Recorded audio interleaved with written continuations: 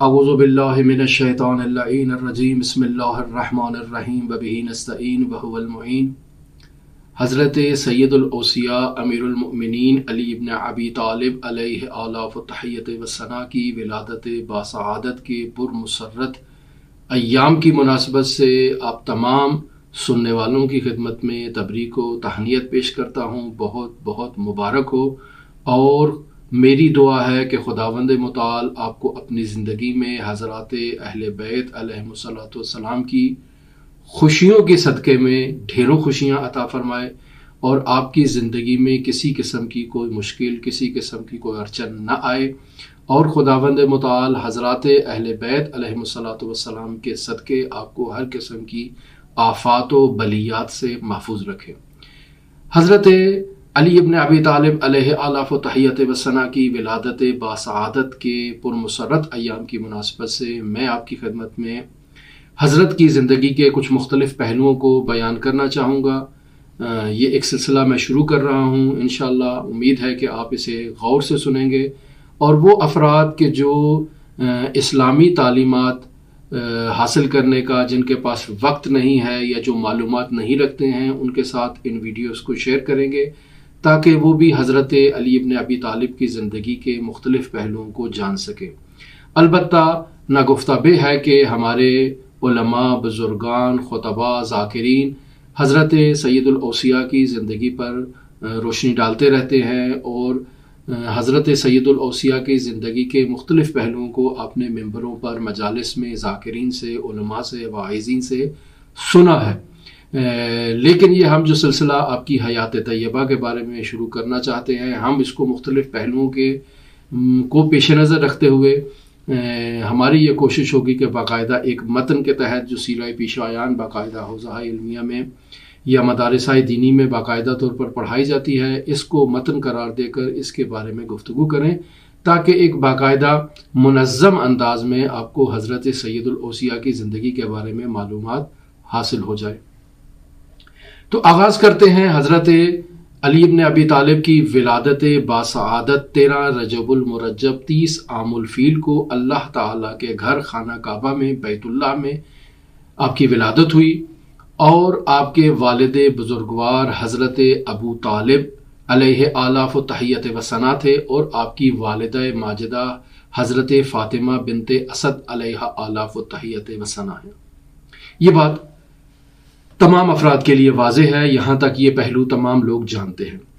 لیکن کیا آپ یہ بھی جانتے ہیں کہ حضرت علی ابن ابی طالب کی زندگی کو مختلف پہلوؤں میں اور مختلف ادوار میں تقسیم کیا جا سکتا ہے؟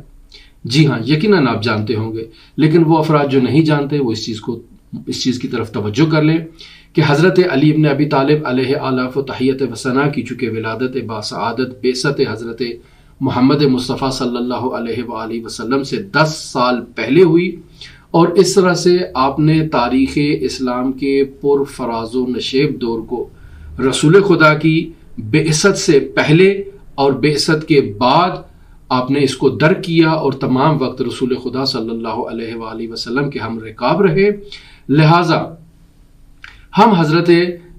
علی ابن ابی طالب چونکہ رسول خدا کی بعثت سے 10 سال پہلے آپ کی ولادت ہوئی، اور رسول خدا صلی اللہ علیہ وآلہ وسلم کی بعثت کے 30 سال بعد تک آپ رسول خدا کے ساتھ رہے، اور تلخ ترین اس دور کو آپ نے اپنے نزدیک سے مشاہدہ کیا۔ اور اسی طرح ہم حضرت علی ابن ابی طالب کی حیات طیبہ کو جو 63 سال کی حیات طیبہ ہے اس کو 5 حصوں میں تقسیم کر سکتے ہیں۔ پہلا حصہ رسول خدا صلی اللہ علیہ وآلہ وسلم کے ساتھ کا وہ دور جو ولادت کے بعد آپ نے گزارا، اور بعثت سے پہلے کا وہ دور ہے جو ایک نورانی پیریڈ ہے کہ رسول خدا صلی اللہ علیہ وآلہ وسلم کی بعثت نہیں ہوئی ہے، اور حضرت علی جو بعثت کے 10 سال پہلے جو ایک پیریڈ ہے آپ نے رسول خدا صلی اللہ علیہ وآلہ وسلم کے ساتھ گزارا ہے، اور پھر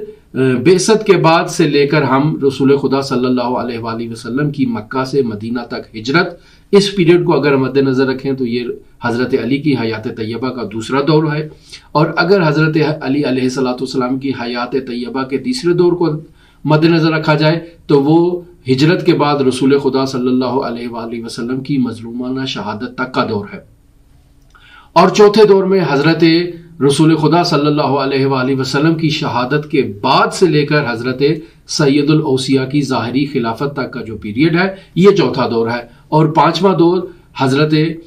سید الاوصیاء کی ظاہری خلافت کے آغاز سے لے کر آپ کی شہادت تک وہ تلخ ترین دور کہ جو حضرت سید الاوصیاء نے اس امت کے ساتھ گزارا اور اس کی